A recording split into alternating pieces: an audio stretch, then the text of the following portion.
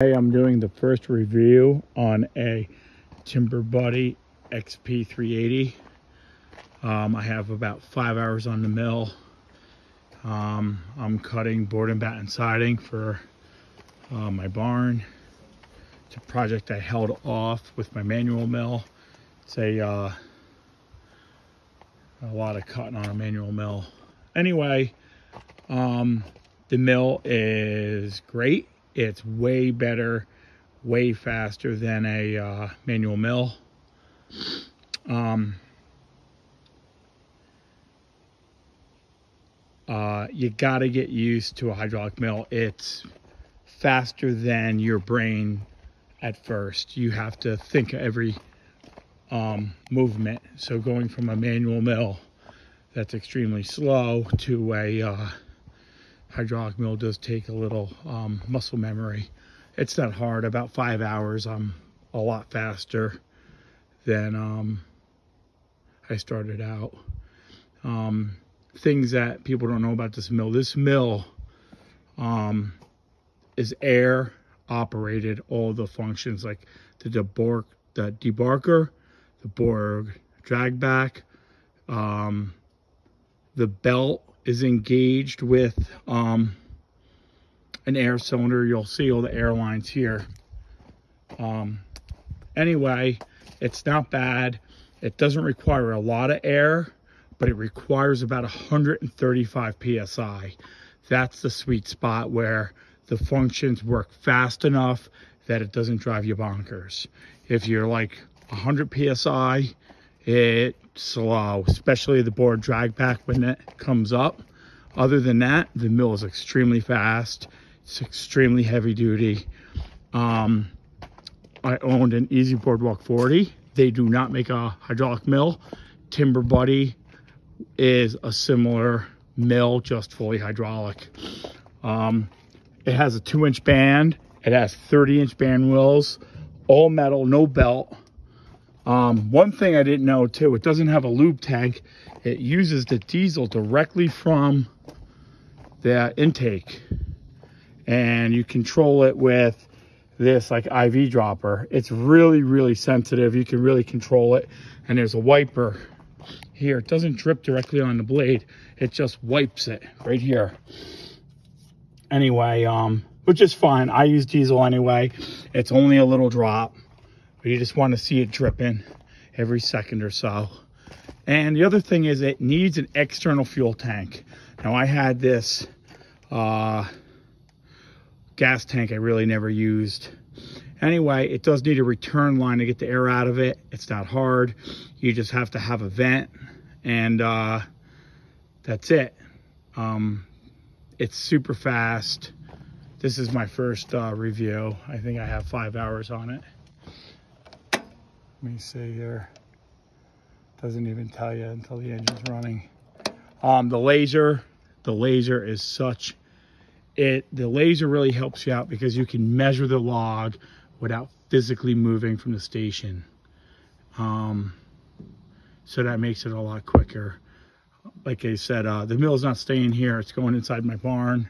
I'm just cutting the board and batten siding, so I have more room to work. Anyway, if you're interested, there's not much information online about them. It's Amish built. It's the closest mill to this is the Baker 67 horsepower, 67, 74, whatever. The big Baker, the blue streak. This has 120 horsepower John Deere. What I think it's a Power Tech. It's a 4.5 liter turbo diesel. The thing's an animal. It's so strong when you engage it. If it's not fully engaged before the blade hits the log, it doesn't matter. The thing just goes.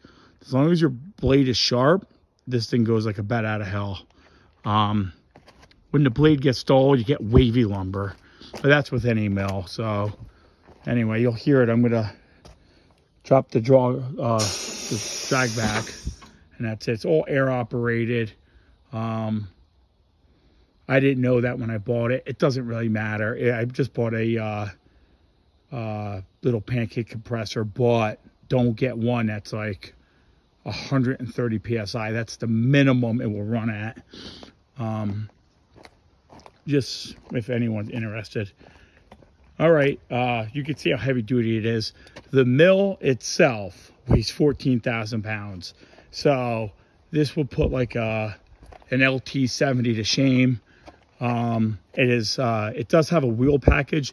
I'm the only mill that I've seen online. They do make a wheel package. It's an off-road wheel package.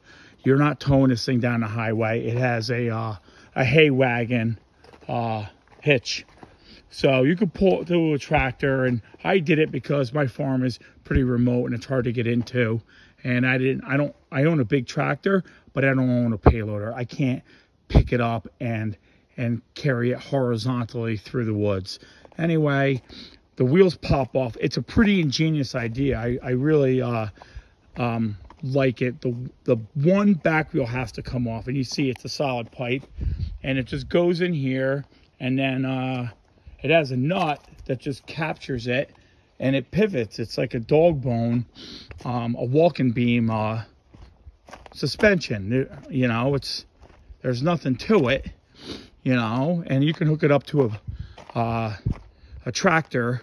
You're gonna need a big tractor though, especially if you're on a hill or you're going down a hill, because if you're going down a hill with this mill with a small tractor, you're gonna have a real bad day. Other than that, setting it up is kind of weird too, because you gotta start with the legs with the log loader, because that sets where the other mill is. Because the legs and the log loader cylinders are tied together, so you have to jack it up. Anyway, it's pretty easy. All you do is you pick up the light end, you put down the middle leg as far as you can, and then even though I can't pick up the heavy end, it's a seesaw. Once you pick this up enough, you can just pick that up, and you can use leverage, and you can get this high, and then you can go and do the three. You do the middle, and then the outside legs, and then you do the middle legs, and it's no big deal, really. Once you get the hang of it, probably a half an hour to set up. Like I said, it's going to go on concrete in my barn, and I'm not towing this. This thing's an animal. Anyway, that's my first initial review of my Timber Buddy. Thank you, bye.